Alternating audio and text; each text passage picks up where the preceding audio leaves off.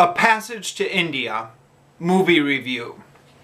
So this is one of my scripted movie review series in which I take an old review that I wrote on my weblog 10 years ago and make a YouTube video out of it for whatever that may or may not be worth. I mention that explicitly in this case because in the case of this movie, when I saw this 10 years ago back in 2010, I had not at that time yet read the book A Passage to India.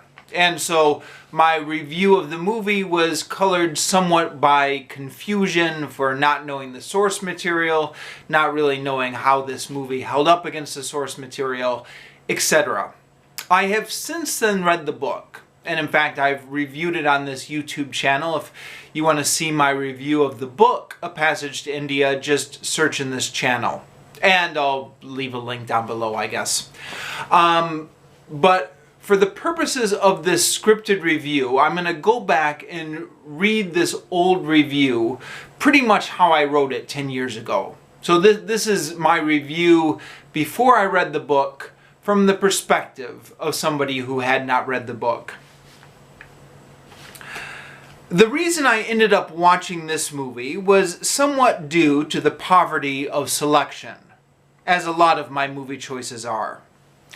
I was in the university library, the University of Melbourne, looking over their very limited movie selection.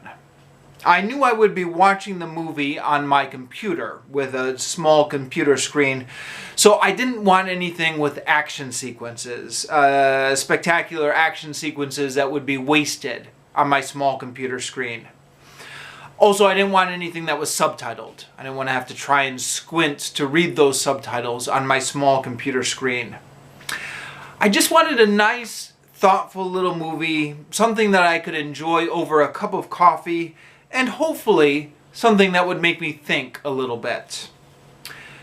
This one seemed to fit the bill, at least based on the DVD box.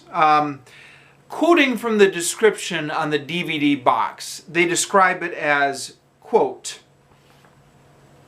"Enter a world where cultures clash so violently that an entire country could split at any moment.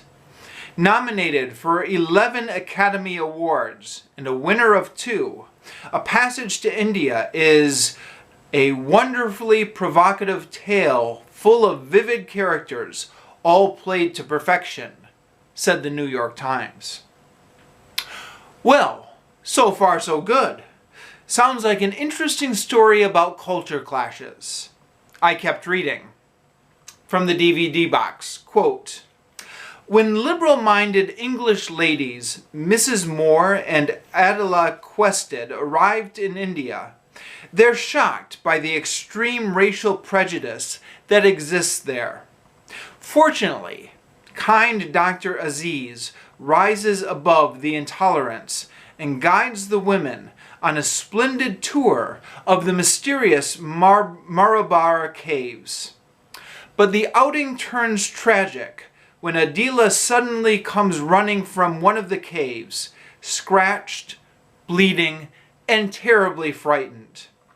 News of the incident quickly spreads across the whole of India, igniting a powder keg of tension just waiting to explode. A rich tapestry woven of clash between two cultures," says Newsweek. "A Passage to India is supreme entertainment and a visual wonder that is truly spellbinding." Well, to me, this sounded like pretty much the exact same plot of To Kill a Mockingbird, only it was set in colonial India. And that sounded good. I love To Kill a Mockingbird. I love me some good courtroom drama, and it sounded like this movie was based on a political trial. I love a little bit of political tension and themes about colonialism and racial prejudice. It all sounded very interesting. Plus, it had won a ton of awards, so how could you go wrong? Plus, this wasn't some old dusty classic. This was released in 1984, which at least by my standards is fairly recent. I mean, 1984 was within my lifetime, when I was a child. Usually when I watch a classic film that really tests my patience, I'm watching a film that was created from before my era, for people whose attention spans were shaped in a different culture. This was within my time. So I thought it would have a modern sense of pace and timing. That's what I thought, until I watched it. My biggest criticism of this movie is that it takes forever to get to its point. The incident in the caves, and the incident in the caves is when the plot of this movie kicks off, doesn't take place until 1 hour and 25 minutes into the movie. 1 hour and 25 minutes before the plot of this movie kicks off. Now, what makes up all the runtime until you get to the 1 hour and 25 minutes? Well, characters are introduced, characters meet each other, characters make small talk with each other, characters go on bike rides and they look around India, characters go to tea parties, etc. Now, they are setting the scene, granted, and it was kind of interesting for maybe the first half hour. I could put up with a half hour of kind of slowly setting the scene. 1 hour and 25 minutes of this, though, was way too long. And by the time the plot actually started, I didn't even care anymore. At that point, I had given up on the movie. All my goodwill was exhausted. And yeah, it caused me to feel hostile towards the movie before the plot even really got started. Then, to make things worse, the courtroom drama, which should have been the key part of this movie that could have been really interesting, was, I don't know, either it was really poorly written or it was really poorly edited. Most of the trial happened off screen, and the audience is just brought up to speed by passing references. For example, much is made of the fact that the political Indian lawyer, Amadullah, is coming to defend the case. But after making such a big deal of his arrival, then he's given very little screen time, almost no lines. And another case which just seems to be poor editing. One scene starts off with the judge warning the defense team that yesterday's behavior will not be tolerated again. Okay, but what was yesterday's behavior? It was never shown on the screen. We get the judge's reaction to it, but we never get to see it. We never get an explanation of what it was.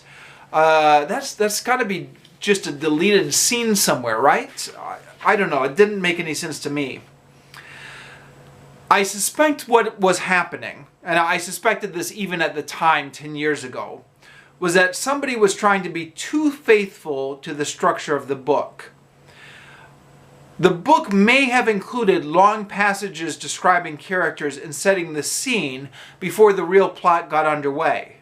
And in a well-written book, you can get away with that. And, sorry to break time with my original review from 10 years ago. Now that I've actually read the book, I can confirm that seems to be pretty much exactly what had happened. That is the way the actual book is structured, and it does work better in the book. To a certain extent. I actually also found the book a bit slow. But, for my review of the book, I guess see my review of the book. Back to the movie. In a movie, you really need to pack your punches differently. You need to get the story off to a faster start, and then you need to focus on the moments that allow for dramatic tension. At least that's my opinion. Now, given how critically acclaimed this movie was, how much the critics loved it, and how many awards it was nominated for, I don't know, maybe it's just me. Maybe I'm the jerk. Maybe I'm the uncultured Philistine. But I felt like it took what should have been a really interesting story and made a really interesting story into something boring. Now, I've got a small addendum to this review, which is when I posted this on my weblog 10 years ago, a friend of mine chimed in with some comments, and I'll just read his comments because I think it adds a little bit to the review. He commented, he said, "It's probably been 20 years since I saw this movie, but I can recall having my patience tested by it. I read the book a year or two later and was completely blown away.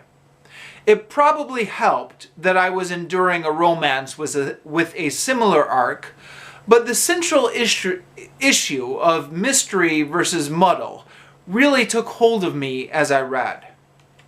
There's a scene in the movie, however, that is not in the book, which I thought was brilliant. Just a footnote for you, because I hope you'll still give the book a try." And I commented, I said, "Oh, so you read the book after having seen the movie, and it didn't spoil reading the book for you, huh?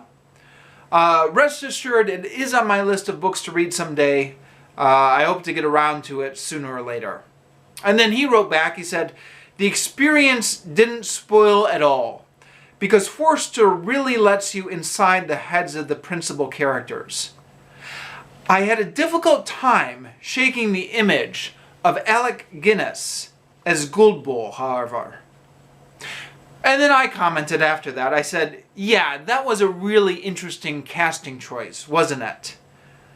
I didn't even recognize Alec Guinness, excuse me. I knew from the DVD box that he was supposed to be in this movie somewhere, and as I was watching it, I kept asking myself, when is Alec Guinness going to show up? It wasn't until after the movie finished that I checked Wikipedia to try and figure out what Alec Guinness's character was.